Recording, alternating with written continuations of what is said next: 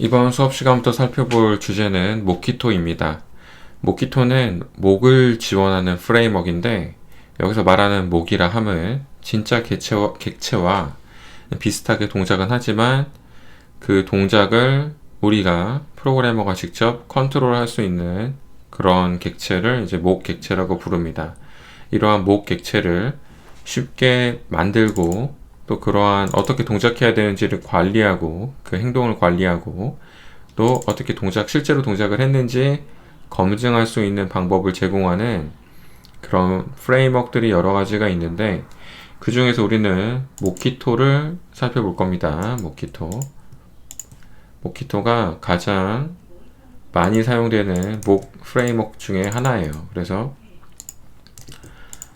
이거 말고도 뭐 JMok이나 아래 보시면 이지목이라는 것도 있긴 한데 젯브레인에서 조사한 리포트 결과에 따르면 가장 많이 사용된다고 합니다. 모키토가. 그리고 제가 개인적으로도 모키토를 자주 써왔기 때문에 다른 목 프레임워크에 비해서 모키토를 더 자주 경험해 봤기 때문에 아마도 여러분들도 자바 개발자라면 현업에서 모키토 하나 정도는 알아두시는 게 좋을 것 같아서 지금부터는 이제 모키토를 살펴볼까 합니다.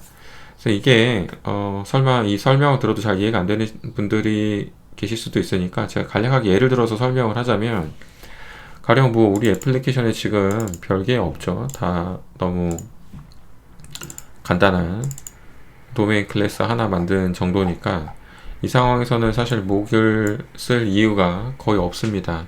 하지만 이제 앞으로 이 애플리케이션이 어떤 데이터베이스를 사용한다던가 아니면은 어떤 외부에 있는 API 또는 뭐 자사에 있는 다른 플랫폼이 제공하는 API 그런 것들을 호출한다고 가정을 하면 그 정도로 이제 복잡해졌다고 가정을 하면 그 상황에서 그 외부 API가 어떻게 동작해야 되는지 외부 API를 항상 사용하면서 테스트를 작성할 수가 없기 때문에 어떻게 동작해야 되는지 예측을 해서 우리가 목으로 만들어서 그 외부 서비스 또는 데이터베이스도 마찬가지로 데이터베이스의 어떤 오퍼레이션 하는 그런 객체, 그러니까 DAO, 데이터 액세스 오브젝트 또는 리파지토리 객체를 목으로 만들고 목 객체로 만들고 그 객체들이 어떻게 동작해야 되는지를 우리가 직접 모키토를 사용을 해서 코딩을 해놓고 그 다음에 우리 서비스가 그렇게 동작한다는 과정 하에 이 스터디 서비스가 그 서비스와 그 데이터베이스와 데이터베이스의 어떤 작업을 하는 DAO 또는 리파지토리를 사용했을 때 어떻게 동작할 것인가 그런 식으로 테스트를 하는 거죠. 또는 이 스터디 서비스가 외부에 있는 어떤 API를 호출할 때 그 API에서 어떠한 응답이 온다고 가정을 하고 스터디 서비스를 실행했을 때 제대로 동작할 것인가 스터디 서비스는 어떻게 동작할 것이며 그 DAO, 리파지토리 또는 그 외부 서비스에 호출해주는 그 서비스에서는 어떠한 일들이 벌어질 것인지 이런 것들을 실제 그 외부 서비스 없이도 테스트를 만들 수가 있고 실제 DAO나 리파지토리가 아직 구현이 안 된 상태에서도 스터디 서비스는 계속해서 개발을 진행할 수가 있습니다. 어느 정도의 규약이 필요하겠죠. 그럴 때 굉장히 유용하게 쓸 수 있는 프레임워크이고 그리고 종종 이제 모키토를 쓰게 되면 논의가 되는 게 유닛 테스트에 대한 논의를 하게 됩니다. 유닛 테스트는 여러 가지 말로 정의가 되는데 저는 이거를 마틴 파울러가 여기 정리해둔 유닛 테스트에 대한 정의가 모두 한 번쯤은 읽어볼 만한 내용이라고 생각합니다. 읽어보시면 이제 이 목을 사용하는 유닛 테스트에 대해서도 언급을 해요. 여기서도 그러니까 일부 개발자들은 이 단위 테스트에 대해서 어떤 객체나 클래스 하나의 단위로 이제 굉장히 스트릭트하게, 굉장히 엄격하게 이제 그 단위를 정의하는 그런 개발자들이 있습니다. 그런 개발자들에게는 이 목을 써가지고 전부 다 모든 의존성을 다 이제 모킹을 해야지만 단위 테스트라고 생각을 하는 사람들도 있긴 한데 그 얘기죠. 그래서 이러한 목 프레임워크가 한때 이제 많이 유명해지기도 했고요. 모든 의존성을 다 끊고 단위 테스트를 만들어야 된다. 뭐 이렇게 강하게 주장하시는 분들이 있어가지고 그랬었는데, 사실은 반드시 그래야만 그게 유닛 테스트라고 생각을 하진 않습니다. 저도 그렇고 이 마틴 파울러도 그렇습니다. 그래서 이 단위를 생각할 때 어떤 행동의 단위로 생각할 수도 있어요. 그러니까 이게 클래스나 어떤 오브젝트 단위로 생각하는 게 아니라 그게 하나의 단위다, 즉 이게 하나의 단위다라고 생각을 하는 게 아니라 이 단위라는 개념을 어떤 행동의 단위로 보는 거죠. 그 행동과 연관이 있는 모든 객체들은 다 같이 테스트가 되어도 상관이 없다고 생각하는 그런 사람들도 있습니다.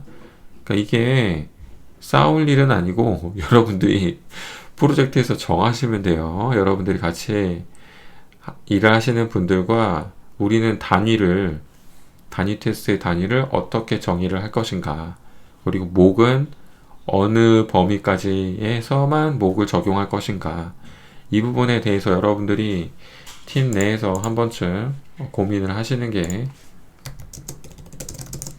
좋을 것 같습니다.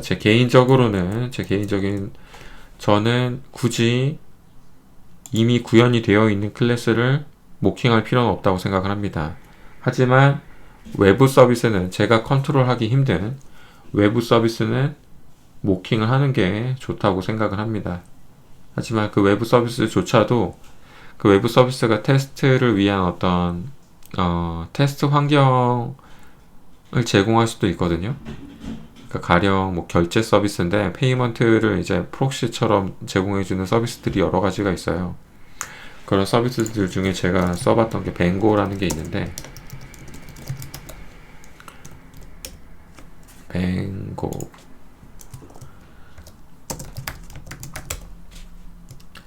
이 서비스가 페이먼트 플랫폼이거든요. 이 페이먼트 플랫폼인데 여러 국가에 다양한 페이먼트를 제공하고, 이제 페이먼트를 지원하고 싶은 서비스가 이 서비스를 프록시처럼 쓰면은 이제 다양한 국가의 다양한 방법의 페이먼트를 쉽게 적용할 수가 있어요, 서비스에.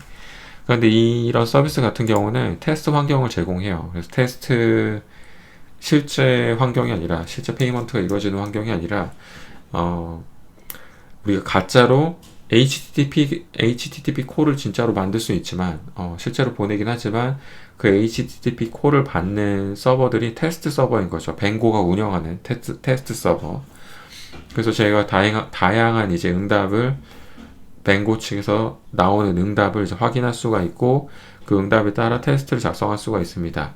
그러니까 이렇게 테스트 환경이 구축되어 있는 상황이라면 테스트를 작성할 때 저는 그 테스트 서버를 이제 기반으로 하면 되는데, 그런 테스트조차 없다, 테스트 환경이 없다, 그러면은 모킹을 하는 수밖에 없죠. 모킹을 해서 실제 응답과 이제 비슷한 응답을 저희가 나오도록 코딩을 해놓고, 이런 목 프레임워크를 사용해서 코딩을 해놓고 테스트를 작성하는 겁니다.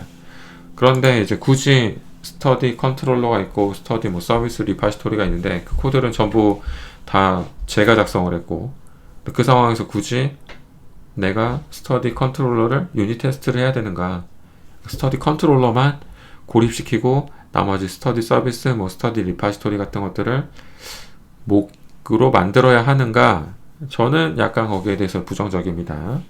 그렇게 해도 상관은 없지만, 그렇게 하라고 하면 저도 하겠지만, 그렇게 해도 상관은 없지만 저는 거기에 대해서는 약간 부정적이에요. 굳이 그렇게 할 필요가 있는가.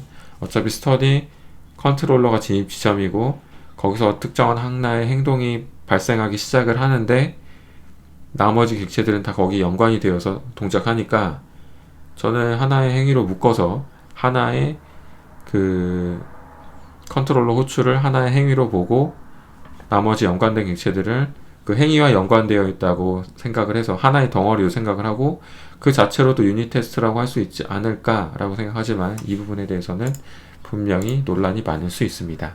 자, 여기까지가 이제 단위 테스트에 대한 고찰이었고, 저는 이제 앞으로 만들 때 그런 식으로 만들긴 하겠지만, 여러분들은 다른 생각을 가진 분들과 일을 할 수도 있어요. 여기 보면은 이 목을 반드시 써야 된다. 모든 객체는 하나만 써야 되고, 그 객체와 연관되어 있는 다른 객체들도 또 다 목으로 만들어야 된다.